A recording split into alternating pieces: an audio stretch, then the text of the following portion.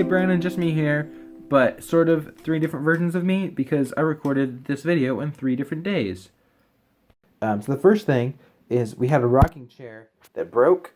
Part of the rocking mechanism broke. I tried to fix it, and then it broke again. So here is a little bit of me explaining it, and it might not be able to understand a lot, but you know, I will. Okay, so it's actually Wednesday right now, but I wanted to show you the chair that I took apart. So this is what broke. The glue here and the dowel. Actually, let me change the camera. The dowel, like this dowel's fine. This dowel broke. I'm making a video. Okay. There's some metal screws that broke too, and basically, on the chair, this part. Let me tip it. So this is where it broke off from, and there was a wooden part here that would rock against it with springs. Basically, I tried to glue it back on, but it fell apart, and so what I did is I just took off the entire rocking mechanism. If I turn the handle like you would normally do, it just does that, which is like nothing, because I took off all of this stuff. So this part is just loose. There's just a piece of fabric holding it on. And so this is what the rocking mechanism mostly was this. But it's just, you know, one of those things that change shape like that. So anyway, now it's just a non-rocking chair, which, oh yeah, the rocking mechanism was in the way, that's why I took it off. Okay, so yeah.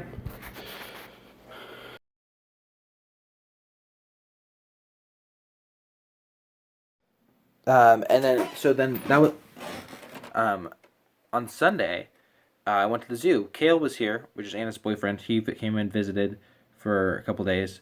And so we went to the zoo. Okay. I'm stupid. I'm a stupid person. I do silly things because, so, forget the zoo for now. Wyatt, which is one of the daycare kids, my mom would take care of, left a fidget spinner in my car, and I just took it because I wasn't gonna like track him down or anything. So I just grabbed it off my table, or off my little that thing, the little ledge.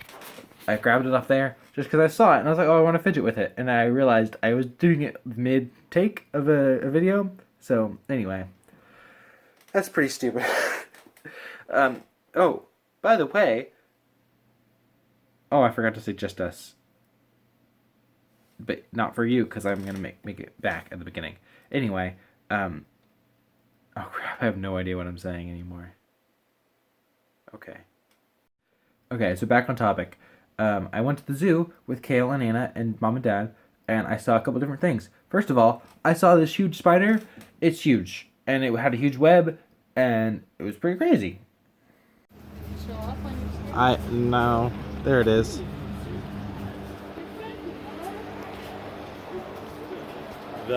Next, I found out of these bird group called hornbills.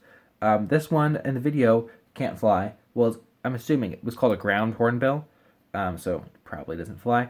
And then there's a couple of different ones that actually could fly, and I saw them flapping around a little bit. Wish I recorded more, but oh well. I'm still going to show you some cool stuff. Hey, hornbill.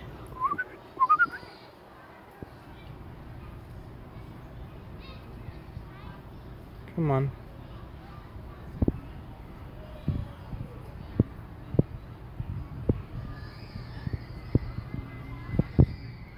What you doing?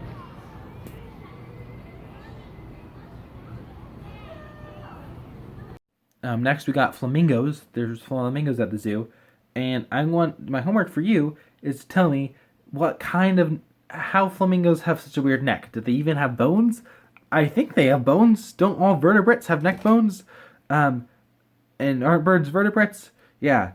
But this doesn't look like they have neck bones, so explain that to me. That's your homework. I have some more homework. I have 2 other things, but I'll just stockpile that for later.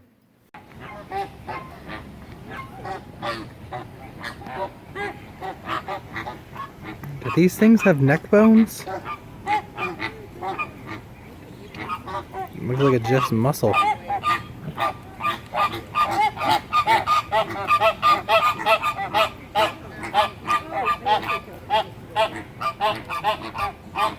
All right. Next, look at these ducks. These ducks. It has water that just slides off its back. And I know my dad said a saying like, "Oh, it's like water off a duck's back," but it's pretty impressive. See, you see now. The male has to attract the female, so they're trying to impress.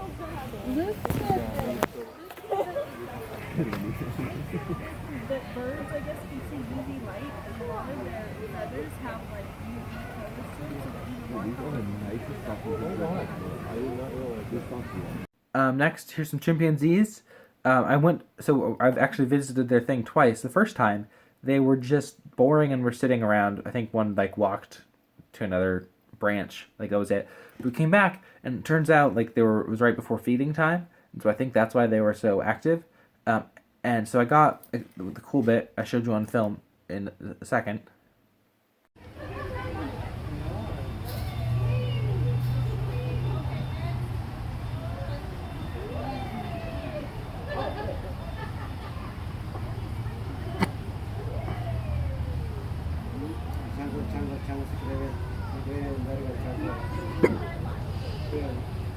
I also got well, I didn't get this on video, but it happened.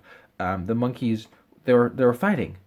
They didn't actually like beat each other up, but they kind of like got up in each other's face, like, and they're just like, screaming at each other. I think it was like a food dispute. They were like, "Hey, I have food. Give me my food. I get the most food." It was kind of that. I think that was the gist of the argument. It's hard to tell. I'm not a monkey. I'm not a chimpanzee. I almost forgot to put this one in. I saw an emu, and it looks like a dinosaur. Once I learned about how like birds are kind of like related, or like the closest relative to dinosaurs, like their ancestors. Like it was weird at first, and then I started seeing more and more pictures with like dinosaurs with like feathers. I was like, you know what, that doesn't look too crazy. And then I saw this emu, and come on, like that looks so much like a dinosaur. How is that not a dinosaur?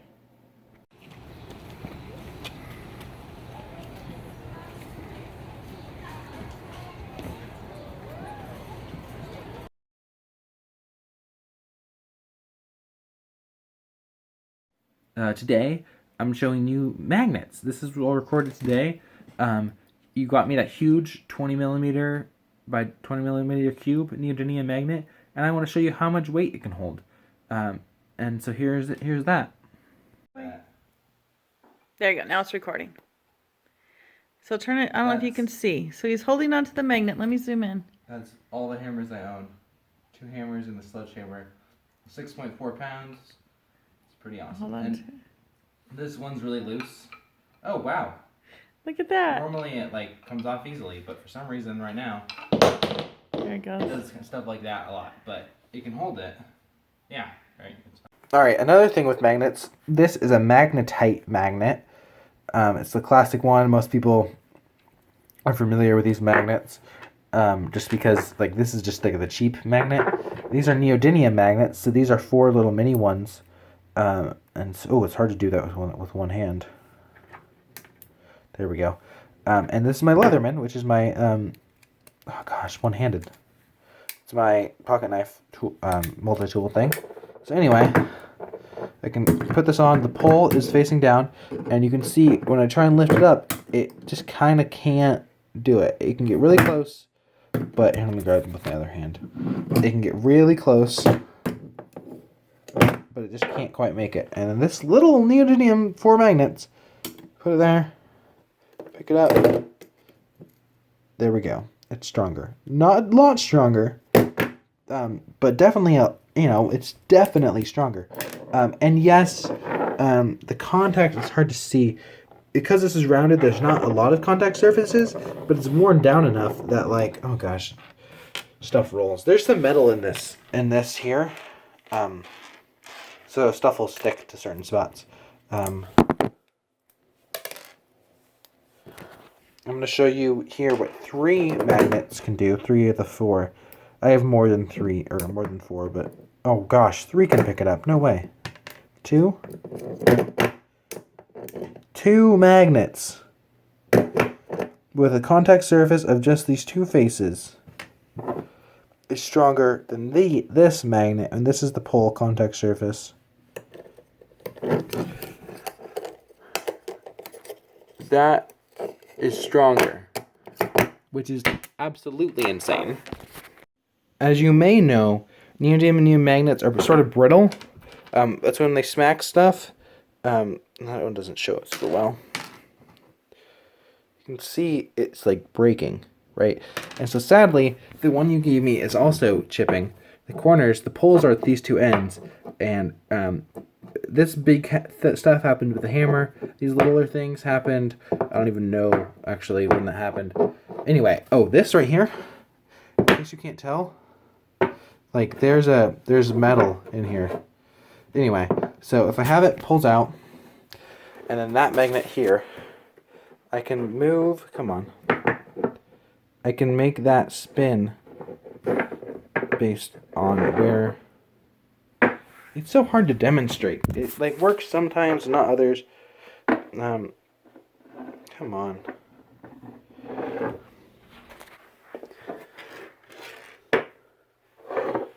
I'm sorry, this is long. I told you I'm not going to worry about how long this video is. So, this is all staying in. Why isn't it turning? I was going to show you... Oh, look at that one was turning. I was going to show you how cool it was turning. I'm going to go downstairs. Alright, there's not nearly as much metal in this table. There's still some. So you can see here that as this turns, that also turns. This actually has metal right under here. But hopefully... Oh, oops. That's the kind of stuff that can damage the magnet. Take the poles out. There we go. You can see how much I can make the magnet just move just by doing that. Ah! One-handed magnet separation. Anyway, so this magnet's strong and it's pretty cool.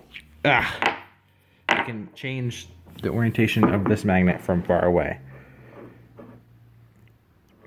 Whoop! Whoop!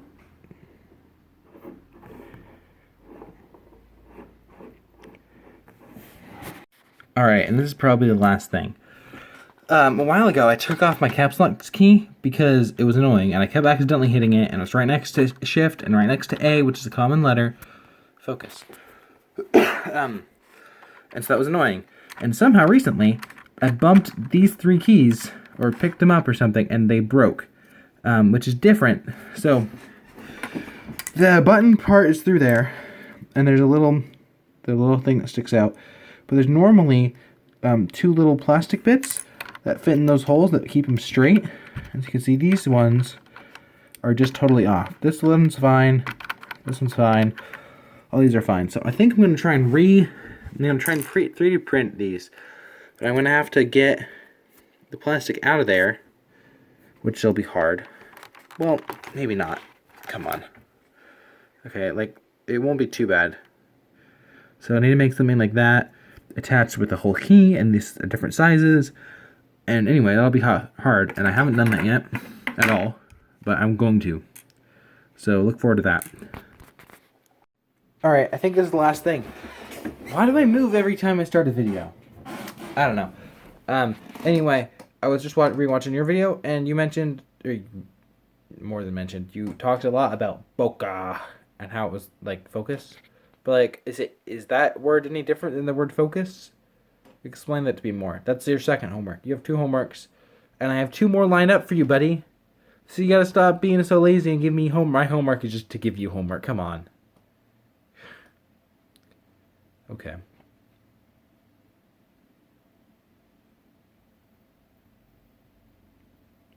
Chair.